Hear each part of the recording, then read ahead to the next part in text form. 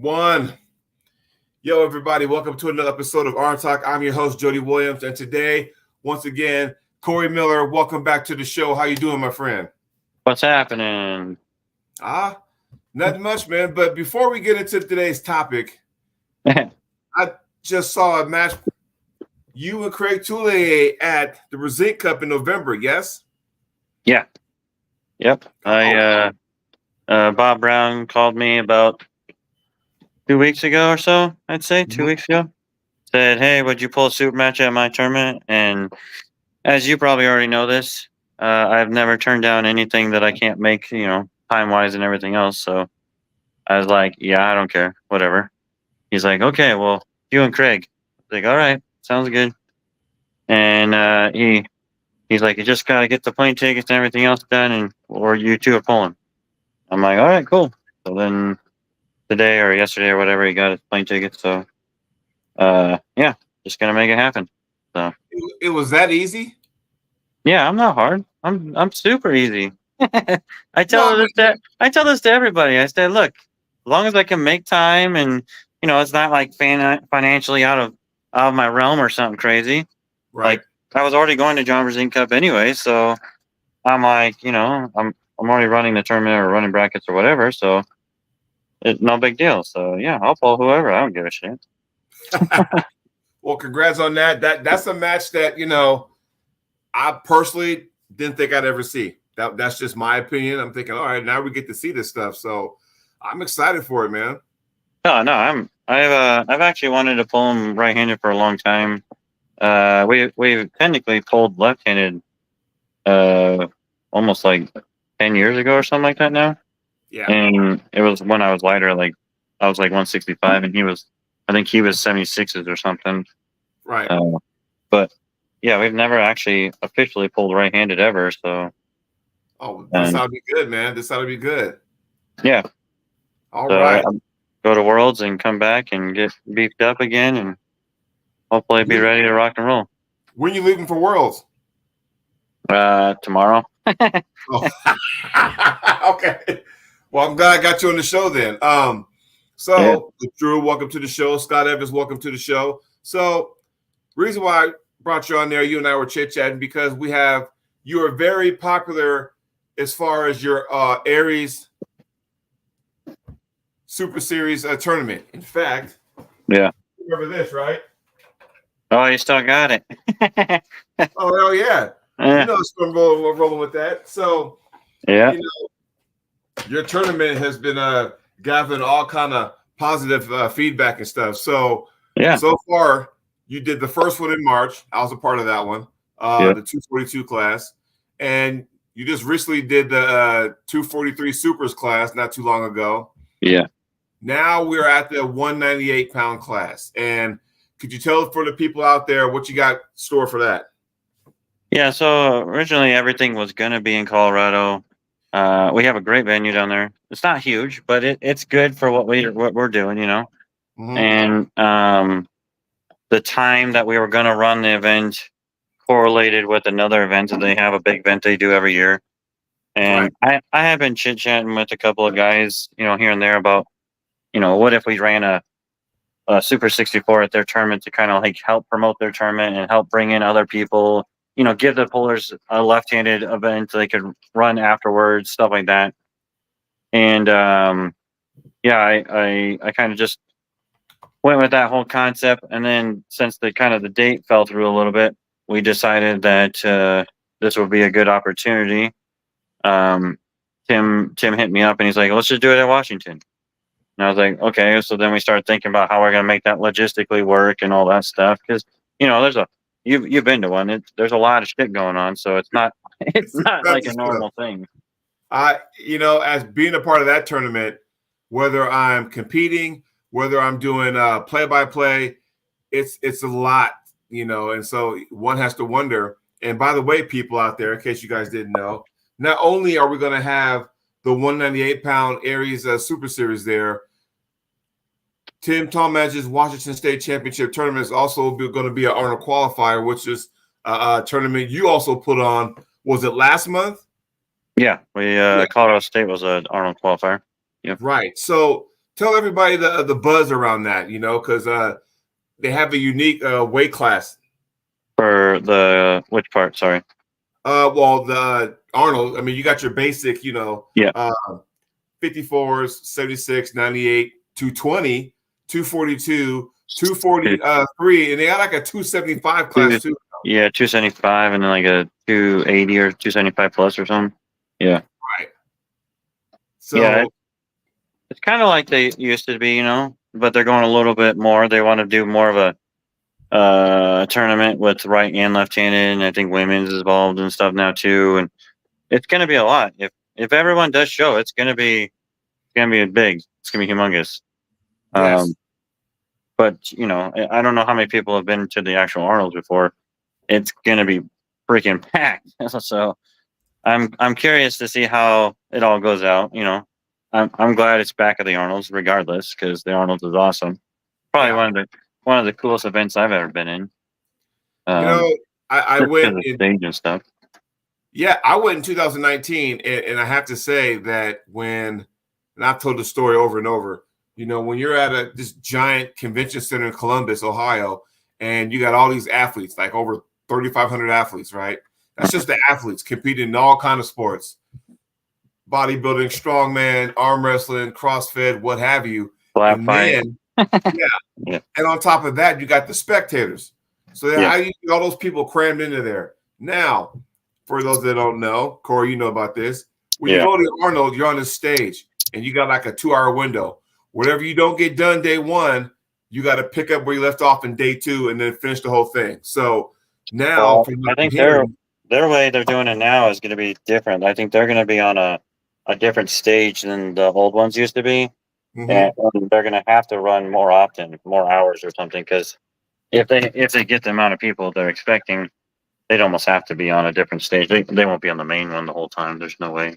No, well, you got more classes. One, you got a left hand. There's two, so you got to add all those things in.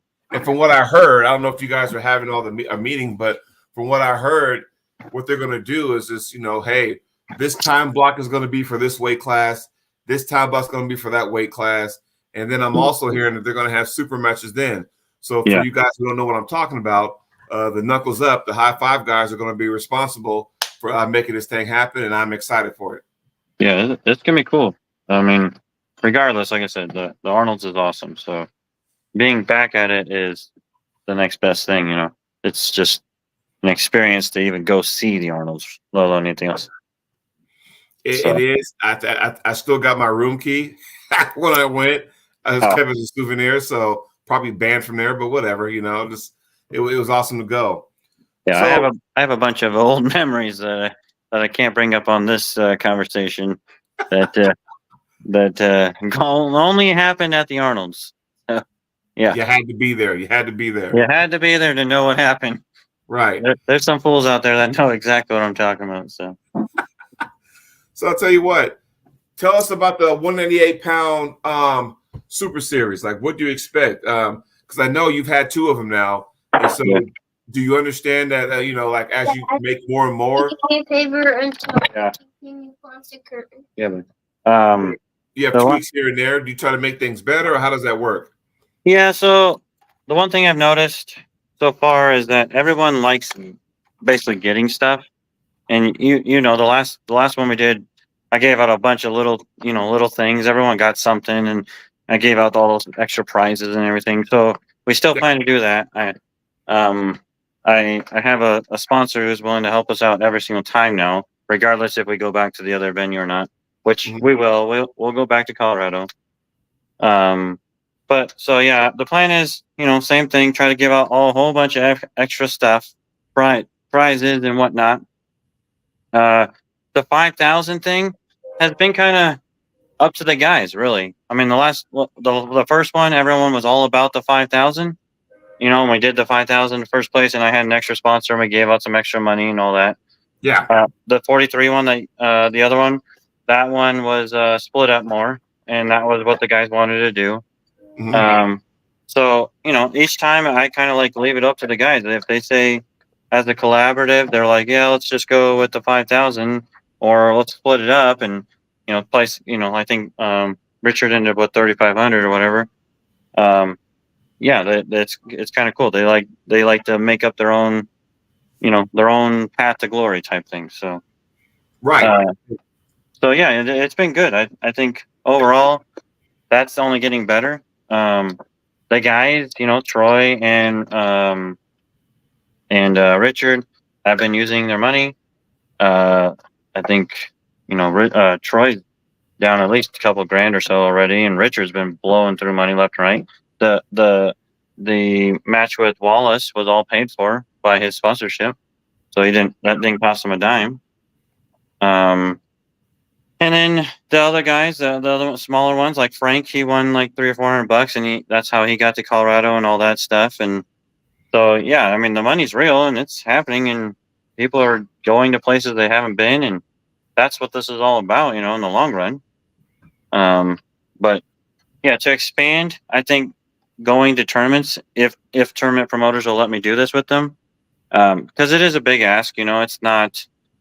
It's not a small undertaking at a tournament because it's Right. 2 or 3 hours of extra.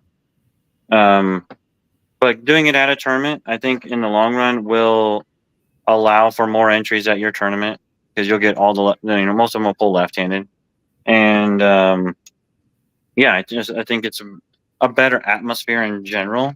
It gives them something else to watch as well. Yeah. Unlike, because the Super 64 is cool at Colorado because it is like just you guys. There is no one else, and it's centric about what's going on for you and your match and what's happening and the talking and interviews and all that kind of stuff. It's really cool because it's only you guys. It's no one else. But this next two 98s and the 76s. 76 will be in Texas. I Woo! think Ha ha. down in San Antonio. We're going to do San Antonio, Texas for 176. Have you got a date for that yet? Yeah, it's Memorial Day weekend, May 26th or 4th or something like that. Oh, can I post that on there? Like, hey guys. Yeah. No, yeah, Billy Ortegas already did. But yeah, go ahead and post it up. Yeah. Woo. There you 176. go.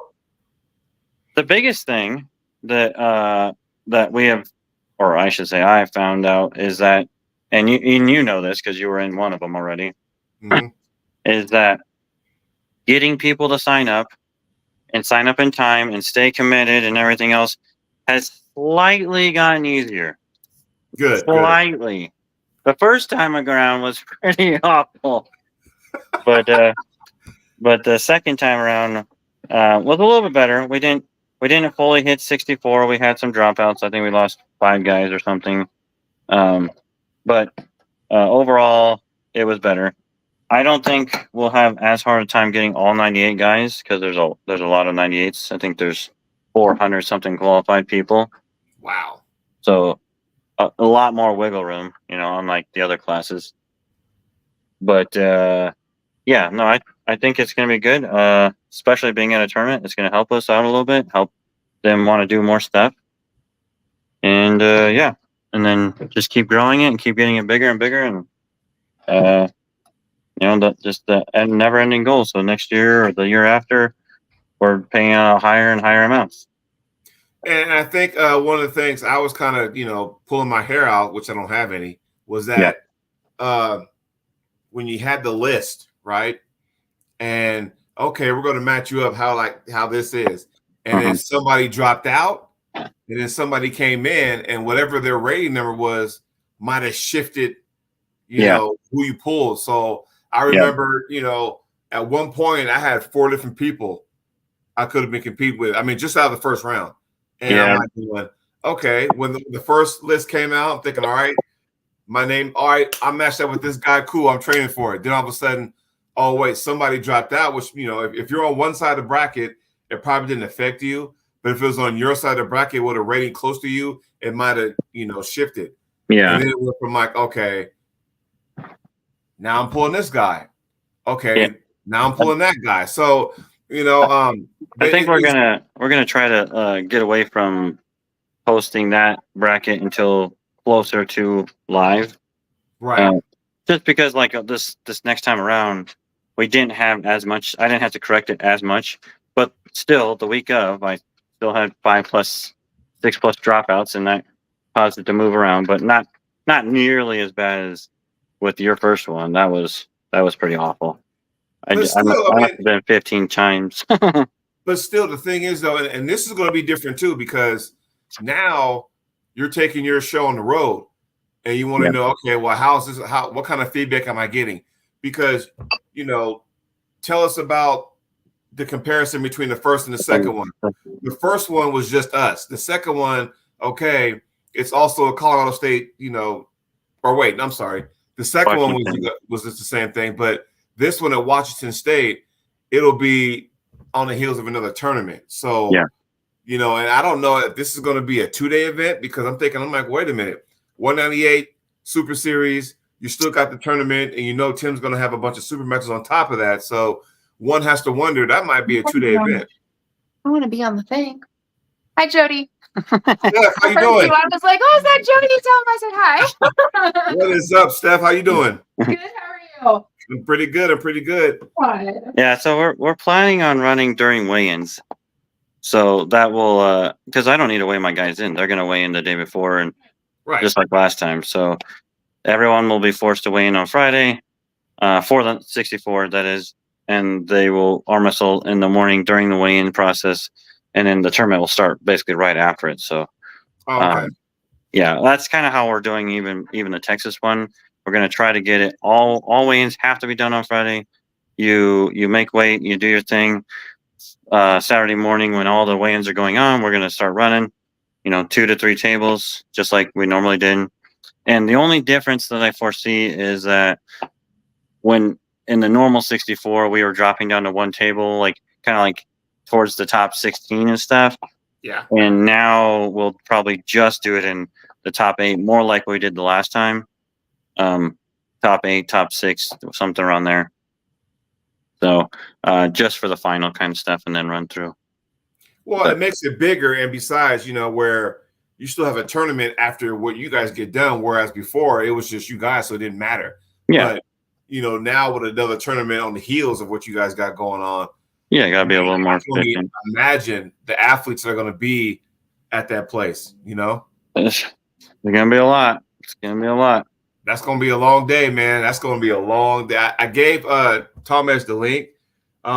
He might be at his son's football game or something like that. He said he'll try to join if he can. But I'm telling you, like, this will probably be the biggest Washington State since 2021, I want to say.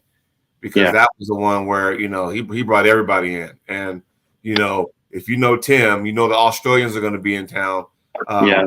I know for a fact there's Australians and Latvians and some other people's coming, so there's gonna be a lot of people there to see stuff, and not even just for the tournament, but just to hang out, come into the other things going on. But yeah, be a little bit different experience than you had, But we'll be back to Colorado, and we'll do other ones there. And I like that venue that we have. It's small, but it makes it unique because it's small, right? Well, it was the energy. If I'm being honest, it was the energy. Because you knew that when you walked on the stage, you had the 2 tables, but you knew everybody was watching y'all. Yeah. You had people outside. They had to open up. People were kind of looking to see what was going on, and it was shoulder to shoulder. It was hard, and when you're on deck, and I'm bobbing and weaving, trying to get close to the table so I can get to the stage, and it was one of those things, The best part for me so far, like I haven't even been in it, right? I don't even know, but to me, the best part is normal tournament. You'd go down, you'd arm wrestle, you go sit down, you talk to your friends and whatever else. You can't really go talk to anyone. Everyone else is like, they're all your competitors. You can't talk shit or nothing because you'll be up next against him soon. So you gotta like, oh, you're on the other side. Okay, cool. we're friends for a while. So it's different because there's nowhere to go. There's no one to strategy with. You're kind of in your own thing, but you're helping your team because, like we did this last one. I did the whole states thing and announced the states and whatnot. And that was kind of cool. And those, you saw those state people kind of stay together and like help each other a little bit until they end up pulling each other or something. Oh yeah. which was really interesting. It was a weird dynamic, you know. It's like almost worlds like kind of weird. No, it Uh, was. and yeah, so that was really cool to see that happen. Not even like really meaning for that to happen, but it kind of did. Well, like the West Coast guys, kind of the first one I went to, the Yeah, West Coast kind of stood together. So you had, yeah, Casey, Allen out of Utah, myself out of Oregon. You had Lewis out of Idaho. right. You had Jonathan Vasquez out of Nevada. So we all kind of like, Yeah, because you had guys from like Kansas, you had guys from Connecticut, coming in. So Ohio. So yeah, it's kind of like, okay, and down south, you have the guys there, Troy Brown, So it's yeah. kind of like we all kind of stuck together to a certain degree until it was our turn. But once I got eliminated, I was like, all right, somebody out west got to win. And I think we had a group chat, if I'm not mistaken. Did we have a group Oh chat yeah. prior to Every that? time, every time. So it was kind of like, hey man, if I ain't winning, I want somebody from the west to win. It was healthy competition, but it wasn't like it didn't get out of hand. I know No. you got to a point where like, all right, guys, save it for the Your 42 class group chat was the worst of the two so far, but I mean the 43 one, there were some spots, but that's fun, that's cool, it makes it exciting. we by far we had the best. We had some characters. The 242 had characters. Yeah, you had some interesting folks there. But it kind of spiced things up though. And it wasn't like, hey, I'm gonna sock you in the face. It was nothing like that. It was more of, hey, let's trash talk, because the array of talent and of all the guys coming from different parts of the country, it almost resembled, like you said, like a national.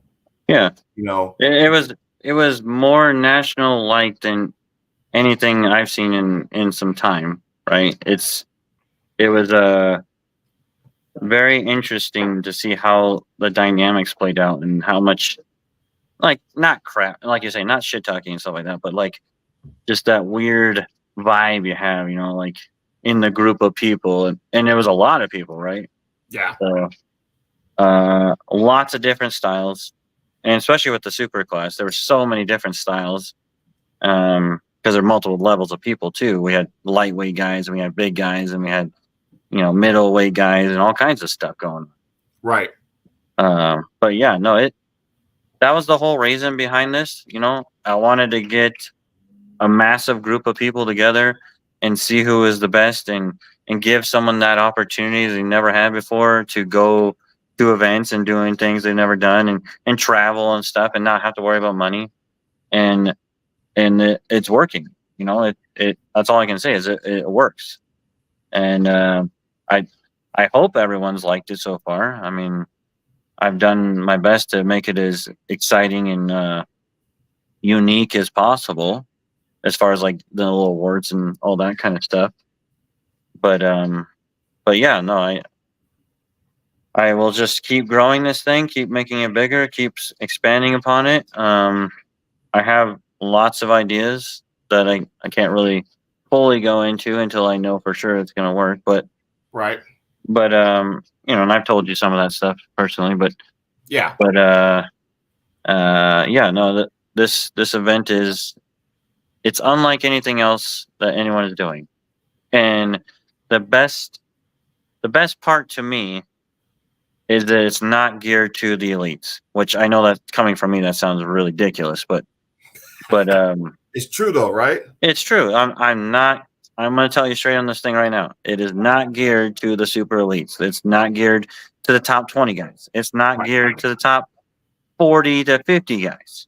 It is meant for the average level arm wrestler, the low level pro, the high end amateur to just beginning kind of guy who is trying to make a name for themselves, who's trying to make it so they can go places and do things they couldn't have never done before. And all the problem is some money type thing, and an experience, right? It's unlike any other tournament you've ever been to. And if I could, piggyback on that comment, because what you got to understand is that the elites got they're in their own world right now. They're doing King of the Table, which is this weekend. They're doing the East versus West and that kind of stuff. I like what you represent because I think after COVID, we had this big boom in arm wrestling where a lot more people, because when everything was shut down, what'd you do? You sat there and got on social media, was watching arm wrestling, and all of a sudden you're like, hey, when they give us the green light to get back out there and go ahead and compete, I'm ready to get after it. So you have all these different organizations born. I love what Knuckles Up is doing. Global Elite up in Canada, what you're doing is awesome. You got the guys in Montana, the Montana Armbender. You got Flash Print Productions down in Texas. And, of course, you got the Florida Arm Wrestling League, and the list goes on and on. And I think the fact that, and I always said this, and I might get shit for saying it, but I don't care. But when COVID kind of came in and we got done with WAL, right? It was almost like it was the same guys over and over again. And it got to a point where, like, how many times can you regurgitate a certain match? Because if you got the core 30 guys, okay, after a while, it's going to be the same thing over and over and over again. And then it's going to get to a point it's like going, okay, we've been there, done that. Where all these different organizations are getting everybody opportunities. What you're doing, giving people opportunities. And then next thing you know, you see Troy Brown whooping ass. Well, guess what? He did what he had to do forever. Burning everybody's memory. Troy Brown will be the first ever Aries Super Series champion right there. The first ever. So he has that moniker already, So like I said, and now we're just hitting it down. Weight class. And you pointed on this earlier, but the thing of it is that most people don't even realize that's happening is the seating from highest to lowest all the way down. So you're pulling like people all the way down as far as possible. The concept of that idea that you have to win out pulling the like people as far as possible has been I calculated the win-loss ratio for those, because that's Aries is all about win-loss ratios.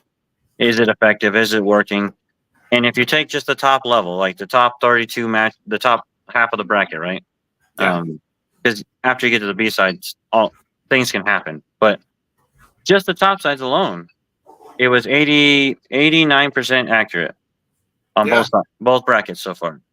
So that's in gambling terms, that's pretty high odds. So you had one-offs that guys won that maybe shouldn't have won, but that's the whole point, is that we want to make it as hard as possible for the first 4 rounds, essentially. Right. Incredibly difficult. The hardest tournament you've been into, the hardest bracket you've been into for the first 4 matches, essentially. And then past that, anything is possible. Yes, I want to add something to that, but we did have a question. I'm not sure if it was for me or you, but it says that Jody Chocolate Thunder Williams used to run through local and USA competition. Who gave him the most problems? I don't know if that was for me or you, but hell, when you've been around a long time, there were days I sat there and was wrecking people, and there were other weekends where I just got lit up. So you could say Jordan Seal, that kind of stuff like that. It's awesome. It's just so many pullers. When you've been in the sport a long time, so many people, you compete with. It's like, man, I don't know. It's funny. Frank and I have been talking about all these different statistics that we want to end up pulling, and like polar progressions and stuff like that, and graphing that kind of structure. One of the things he made the other day, just a quickie thing he was working on, was pulling your who you have beaten the most and who have you been beaten by the most, and those individuals and stuff, and how many times and everything. Per way, per hand, and all that whatnot. And he was jacking around, and he shows me mine, and he's like you I think it was like beat Luke Polsher and AJ and Devin the most. Well, it makes sense because they're right here, right? But I also lose to AJ the most as well. So I was like, well, that makes sense. So who have you pulled the most? Besides the local guys. So, well, I was scheduled to pull Mega Mike this weekend in San Diego, super match. and he got an injury, so he can't do it. So Paul Stevens stepped in. Well, hell, me and Paul Stevens, I mean, let's see here in Hawthorne, a few years back, we pulled in the open class, we pulled in the master's class. Last year, we pulled in the finals of the World Series of Arm Wrestling. We pulled at Tim's event, Washington State, a super match. So, and then I'm pulling this weekend. So it's like, he's going to be a guy that's like we're constantly pulling each other, So, yeah, exactly.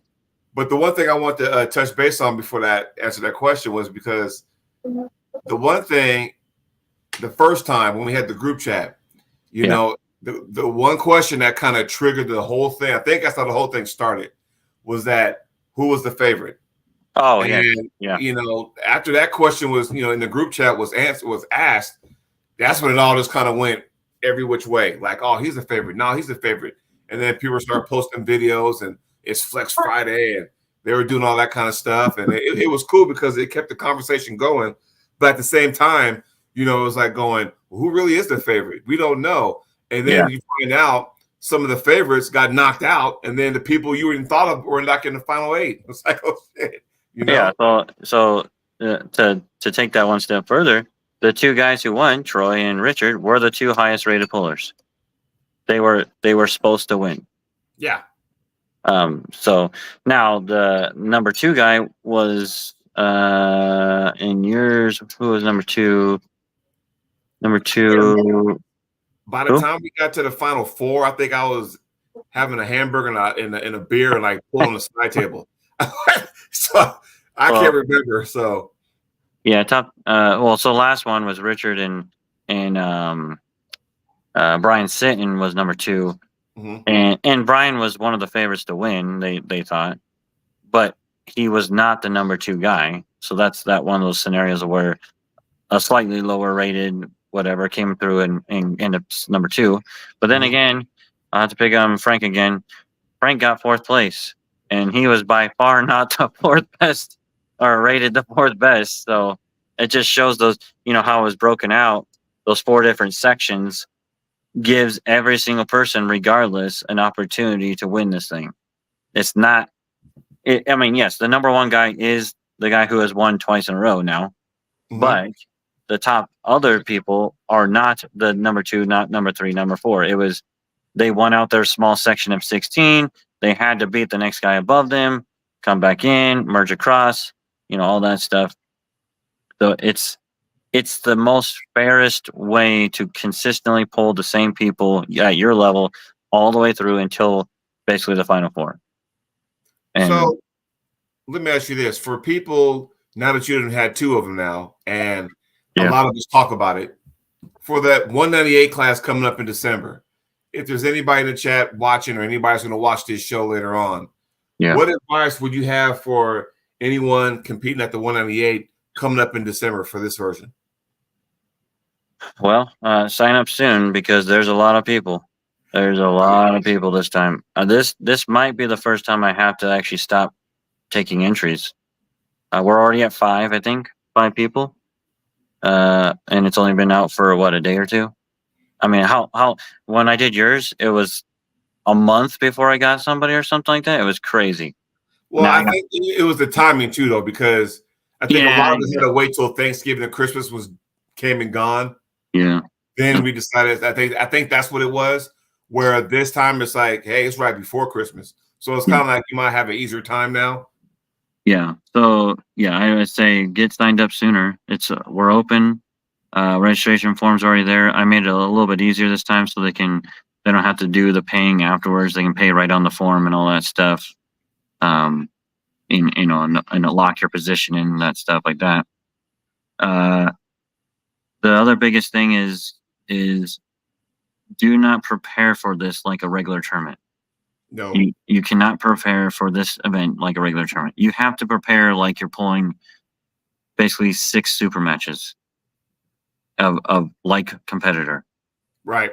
That's the best way to describe it, because if you can make it past 6 matches, well, you're probably in the money section or really close.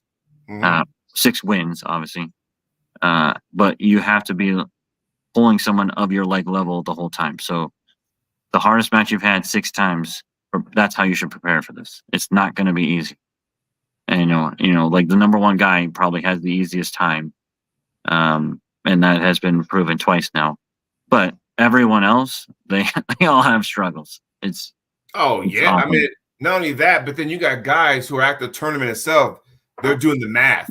Like seriously, I mean, I'm sitting up there. I'm at the bar. I'm like sitting next to Casey Allen and stuff, and all right, man, watch this, watch that, and he's doing the same thing to me, and all of a sudden we're like doing the math because before we had the brackets out, right?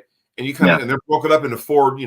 I guess you could say March Madness. They're broken up into four regions, and now I'm kind of going. I'm doing the math, okay, and then whoever was in your bracket above you or below you, depending on how it's sat, you want to make sure you're watching their match too, because if I beat my guy and that guy wins, that's who I'm pulling. Right. On the B side, it's a little different, but it's crazy. One, you're focused on who you're doing it. Now all of a sudden you start doing the math. Like, okay, I got these 2 wins. I'm in here now, so where do I fall at? The further you go, the more it makes sense. But as soon as you lose in between there, it's like, okay, now what? You kind of it kept you on your toes. Yeah, you're constantly keeping an eye on the 16 people in your small 16 bracket until a loss happens, and then chaos happens.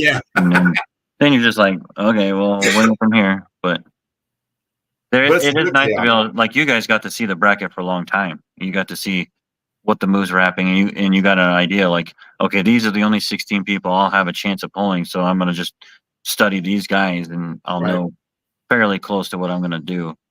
But this last one, they didn't get to see it until about 2-3 weeks out, maybe, and saw what it was gonna look like. And it made it a little bit more interesting because they didn't know who to prepare for, and then when they found out, they're like, oh, I got to do this or whatever. You got to on cue, you got to be like, oh, I got to do this now, like snap, that kind of deal. I look at it like going, okay, now this is just me talking, right? So we all know it's a right-handed tournament. Okay, cool. My right hand's not my best. I mean, if I can go back in time, and I had told you before, I went to the doctor and, leading up to that, I had 2 cortisone injections just so I can get through this thing, and could have won. What's that? You could have won. Made it all worth it, right? But it's just like things happen. A lot of this matchups. If I lose and somebody who probably should have won end up losing, I'm meeting them. It's like, all right, well, guess what? It's either you or me. We already got 1 bullet left in the chamber, so one of us lose, we done for the day, and and I guess as a competitor, this is no shade on anybody who finished in front of me, but there are going to be times, and this is mainly for the 198-pound class, because you guys that pull the supers, Scott Evans, you guys that pull the 242, Ryan Boussier, for a fact there are probably some guys that finished ahead of you, but in your heart, if you got them on the table, you can beat. Yeah, that's the beauty of this stuff. You know? And that's the whole thing is like, I'll never be able to put. I'm not doing a round robin 64. Are you kidding me? That would be insane. Right. But it's as close to you're gonna get to pulling the best of yourself in another person for as long as possible. That's the whole thing. So yeah, you won't get to pull all 64 guys until after the tournament's over, and you can go fuck around and do whatever. But the event itself is geared to make you push your limit, for these level of people. I mean, up until this time, did anyone know who Troy Brown was? No offense to these guys. I like these guys and everything else, but no one knew who Troy Brown was. The people in Arkansas knew who Troy Brown was. I mean, I did. I mean, that's just, me keeping my ear to the ground, but I knew who he was. But no, you're right. You saw the chat though. Like, how many people did they have as the different potential winner? Oh, what, 12, 15 different people at one time? Oh, yeah. Troy was definitely one of them, but there was so many different. Oh well, this guy's gonna win. This Stupak one. I mean, I can't tell you how many people told me Brian Sint was gonna win. I can't tell you how many people told me that. Who was the other super on the other side?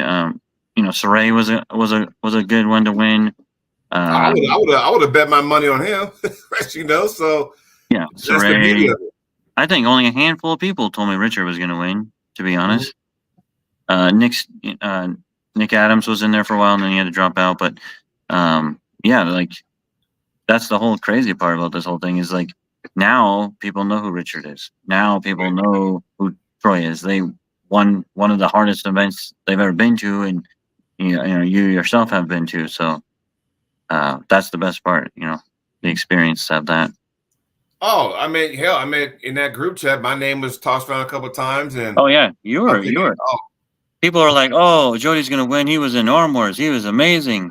I think Edo, once he started chirping, everybody kind of like put a target on his back, and you too, Mr. Ryan Bussiere, your name was tossed in there too. So it was cool. And then what made the chat fun was that they were like stuck within it was like a conversation within the chat. Yeah. So there were like people going, okay. And then like, I think, and I can't remember what two were in. It was a guy from California. I can't remember his name because he was barking. Oh, they put $100 down on their match. One match. Yeah. Think about that, guys. You remember that? Yeah, those two. They talked enough shit that they ended up putting $100 extra on their match, and I had to lock their match in as them two pulling first, which they were going to pull anyways. But right. But yeah, they and the guy who was talking shit, I think won, and then he lost his next two matches or something. But he probably got the $100. It's like, fuck it, I did what I came to do. But I'm out. But think about it though. We're not talking about $100 super match. We're talking about one fall, one match, one ready go, $100. So that's how you knew how important this was. Yeah. I don't know if the supers had anything like that, but ours, it was pretty for what it was. The first ever. It was kind of wild because, you got two guys barking with, having their own side conversation within the group chat. And all of a sudden, what? $100? I'm like, okay. And then all of a sudden, everybody quit talking. And then all of a sudden, the attention went to them. And I'm thinking, all right, now we can't wait for it. And then as soon as you and Isaac called their names up, we're like, okay.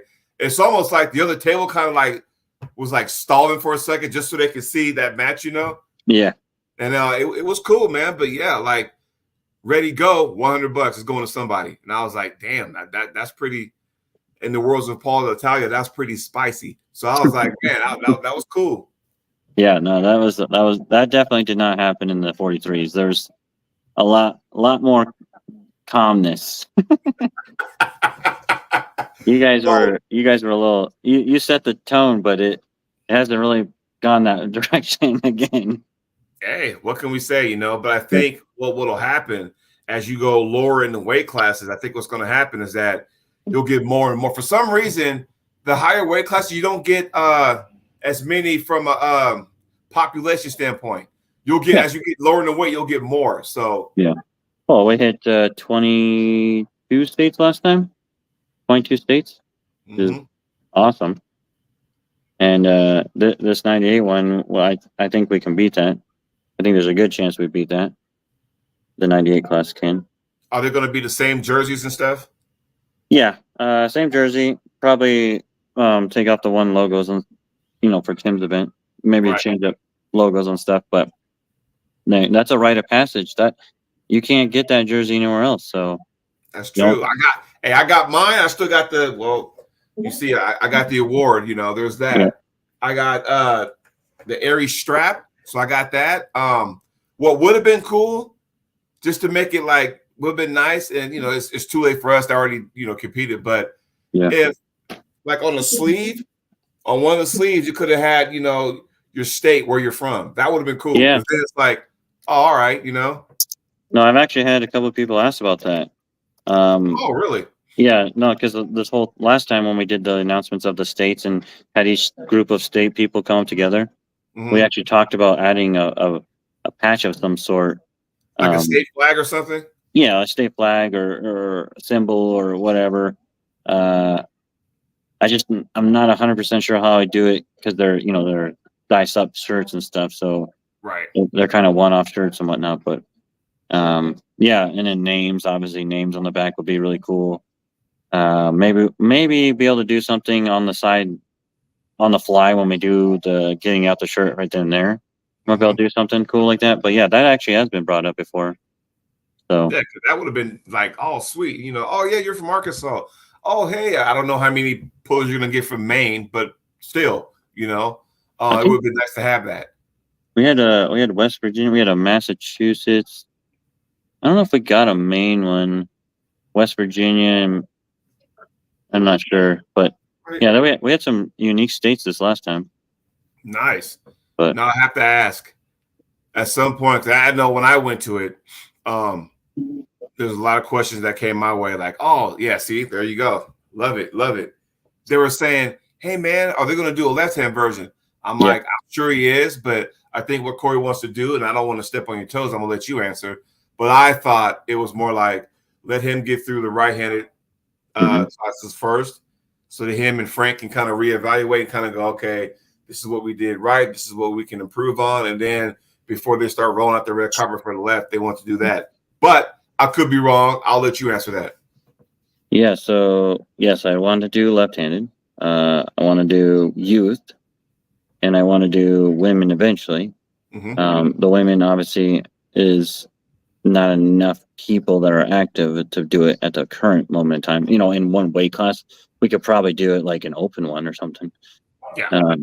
But youth is really exciting to me, to be honest. Obviously, it would have to be like a boy or a girl only kind of whatever. Right.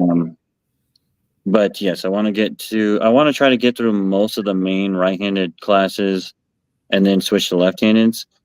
But we also potentially have another venue in Colorado too, in the Springs. The place where we did Colorado State this year and last year, they are very interested in running one there as well. Their place is humongous. So it's bigger than the first couple? Oh yeah, it's massive. Huge. Oh, okay. Very big. Anyone who's been to Colorado State, on the chat or whatever, they can comment in, but way bigger venue, way more space, more viewability, and the idea for one of those would be two hands at the same time. Okay. So that'd be nice. It'd be cool, do like a, two close ranges, like a left and a right, but maybe two different weights or something. But yes, we do want to bring left-handed.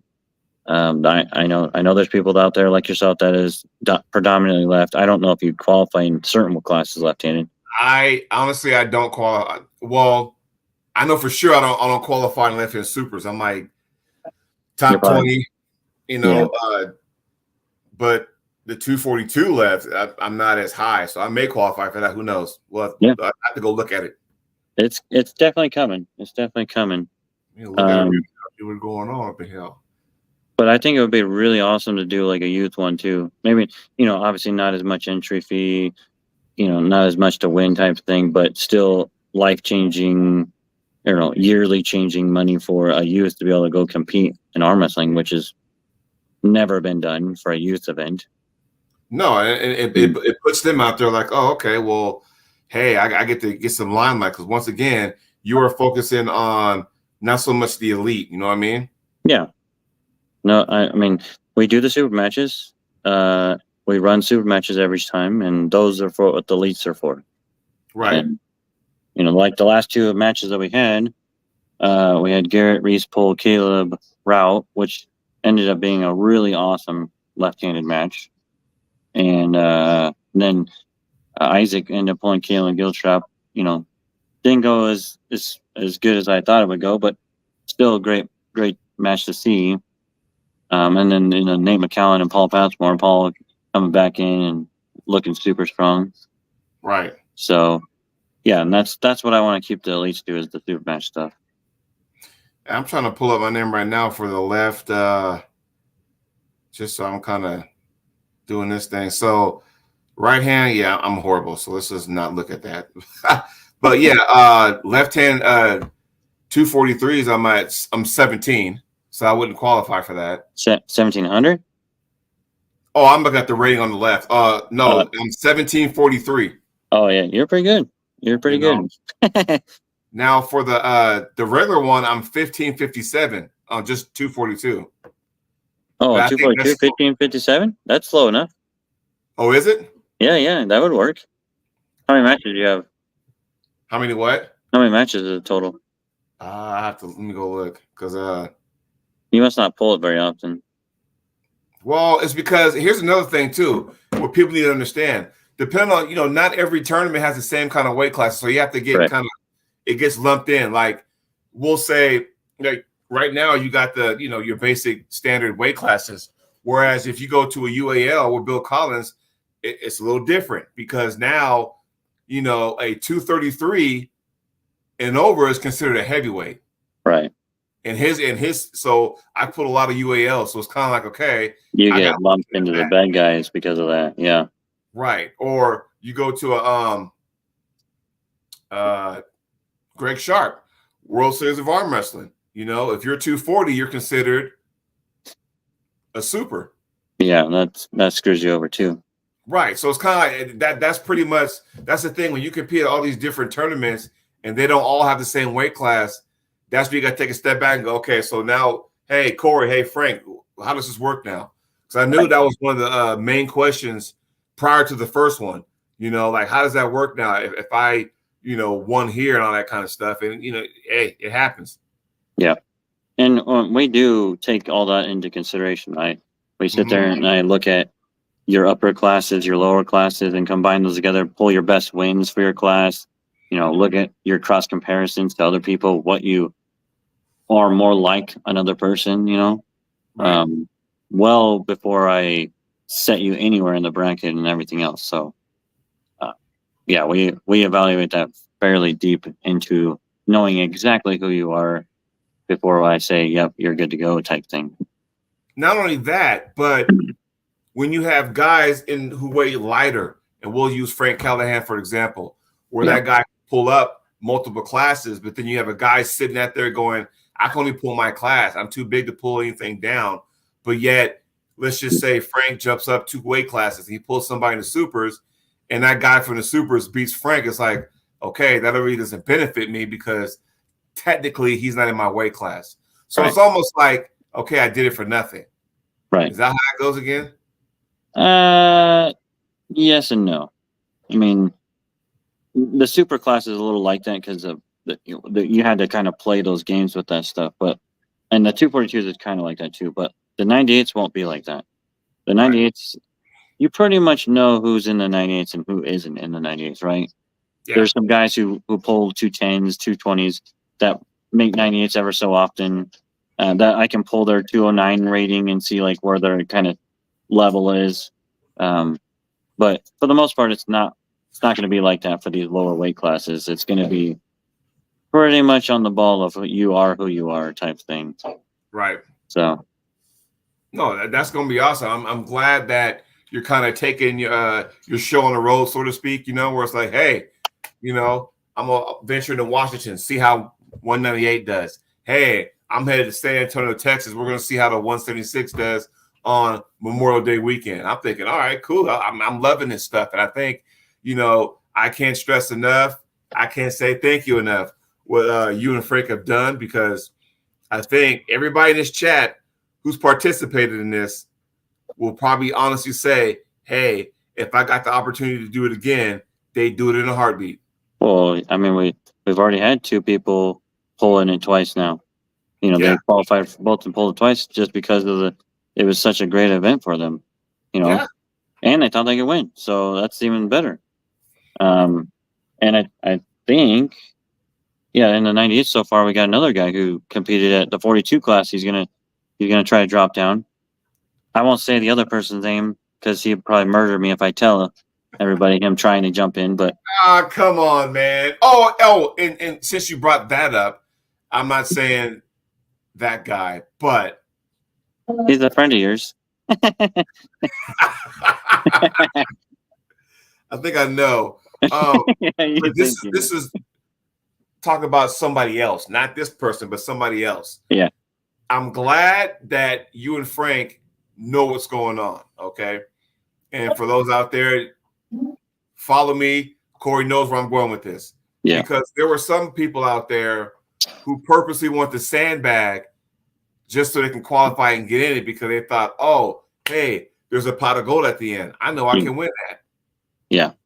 No, that's not how this works. I know who you are. I know 90% of the arm wrestlers. You're not gonna squeak by. We'll find you. We know everyone. And Yeah. so I'm glad that you guys did that, because then it's like, okay, the whole purpose is to give a fair share. You Yeah. take 64 guys, yeah, you'll have your favorites, but anything can happen. Yeah. Anything can happen, And that's the whole goal, right? You want the upsets, you want the crazy matches, you want wars every single round.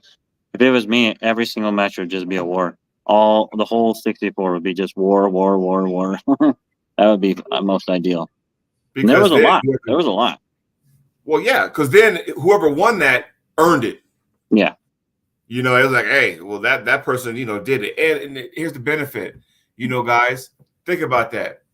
The original was $5,000. Cool. $5,000, that can be a sponsor. Now I'm going to go ahead and I'm going to go to this event. I'm going to go to that event, registration paid for, whatever, airfare, whatever. Just make sure they give you the receipt. Here it is, that kind of stuff. And it was awesome because not everybody has a sponsor, right? Per se. And this gave people, that opportunity to have one. Right. And like Troy, for a prime example, never been to nationals, and he went to nationals because he had the money, because he had the sponsorship. It cost him a lot of money, but he went there, used his sponsorship, came. Richard came to Colorado State. Never been to Colorado State other than that one time for the 64. Right. And fully paid for the whole 9 yards, plus his money to pull in the super match was fully paid for the whole 9 yards. Oh, so, awesome awards, by the way. Like Colorado State, yeah, awesome awards. I saw those things and I was like, dang. I mean, they're like this huge. And I got a couple extra ones here. And I'm like, those things. And what was cool about it, it kind of resembled the state flag. So you kind of knew exactly, where you're going. Yeah, look at that. That's pretty awesome. Think about that for a second. I gotta make my way out there one of these days, man. I gotta make my way out there. Yeah, well, the year before we did those massive column trophies, they were like 4-footers, Yeah, huge, and then everyone complained that they couldn't get them on the planes and stuff. So okay, so here's the thing, because if you go to these tournaments, there's a signature award for a certain tournament. Yeah. If I say gorilla statue, everybody know what I'm talking about. Oh, yep. Michigan State. If I'm saying you guys get hatchets and swords or whatever, you got to go to Kansas City and get one of those. So it kind of resembles that, But then at the same time, it's like, okay, how am if I got a sword or a hatchet, how do I get on the plane with it? How do I go through customs? Yeah. Dude, mail that to me. There's no way I'm going to get on the plane. They're going to pull me aside and go, sir, come with us, Well, I want to do that for Colorado State, but exactly what you're saying. I don't want to do something crazy and then everyone be like, how the hell do I get this home?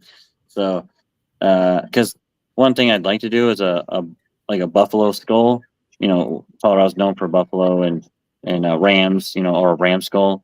Yeah. Like an actual ram skull, a nice big ram skull. Mm-hmm. And the first place gets all the rams. Oh, that's nice. Because I know in Florida they got those gator heads. Yeah, gators. Yeah.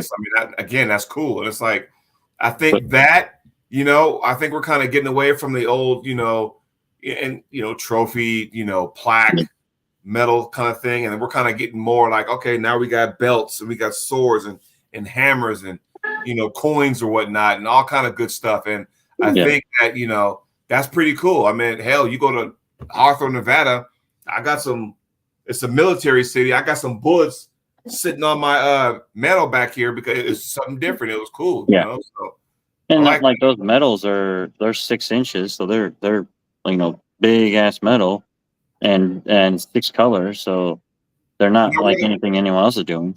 Were they the same as the 64s? Because no, God no. Width-wise, I mean, they're not as thick. That I do know, but they're like that. They're bigger than the 64 one. Well, hell, I mean, the 64 one I got, because everyone got one, right? Yeah. The one I got was dang near bigger than Well, I knew for a fact it was bigger than the year. I think that's a 5-inch oval that I got here for those 5-inch oval. and these are slightly bigger, like just a bigger circle. They're about 6 inches. Okay. They're really big. Yeah, I mean that was bigger like than my 2017 Nationals third place I got. It just dwarfed it. I was like, I'm like, wow, but it was cool because on the back, and you got a section that was gold, silver, bronze, but on the back it kind of told you where you fit in at. Like, hey, did you make the round of what? Now I made the round of 32, and I think when it was all said and done, I think I landed in 28. Yeah.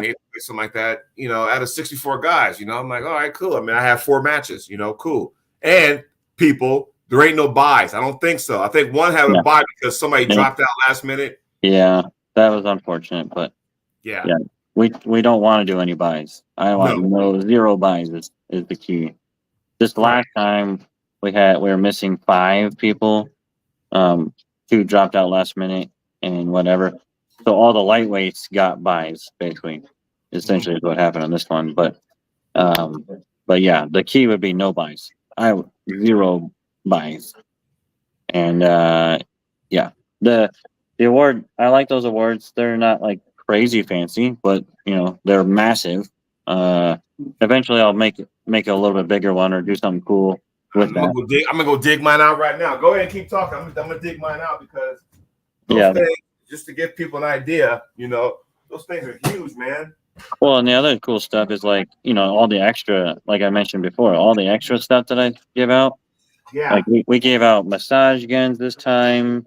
We gave out water bottles. We gave out mugs. We gave out canteen things, bands. We gave out like 2 or 3 sets of bands. We gave out the gym bag instead of a backpack.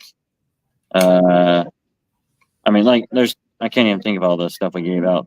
But that's the cool part. Like, all those extra little things that we're just kind of, oh, this guy had a great match. Here, boom. This guy did this, or this guy won a massage gun, So, to give you an idea, guys who haven't been there before, here's my 2017 Nationals third place medal, right? And then here's the 64. You see what I'm saying? It fits inside of it. So, just to kind of give you a heads up how big that thing is, right? And then here's my second place IFA World, Oh, so man, they're close. Yeah, it's just a different little shape, Yeah. So, but again, just to go to show you, I mean, this was cool. I'm sitting up here rocking this, and show them the back. Does yours have a thing on the back? Yeah, I made the y'all see top that? 32. Yep.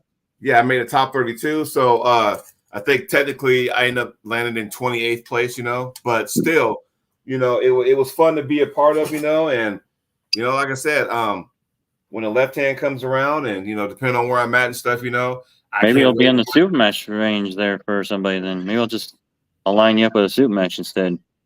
Hey, I'm down for that too. I'm down for that too. You know how those work. That's just money on the table right there. You show up and win it. Yeah, that's all, right? I mean, I'm fired up, and you got the super match guys each time. Free shirts, show up, win some money. That's it. If they wanted to throw extra money on top of it, they could, but it would show up, win some money. That's it.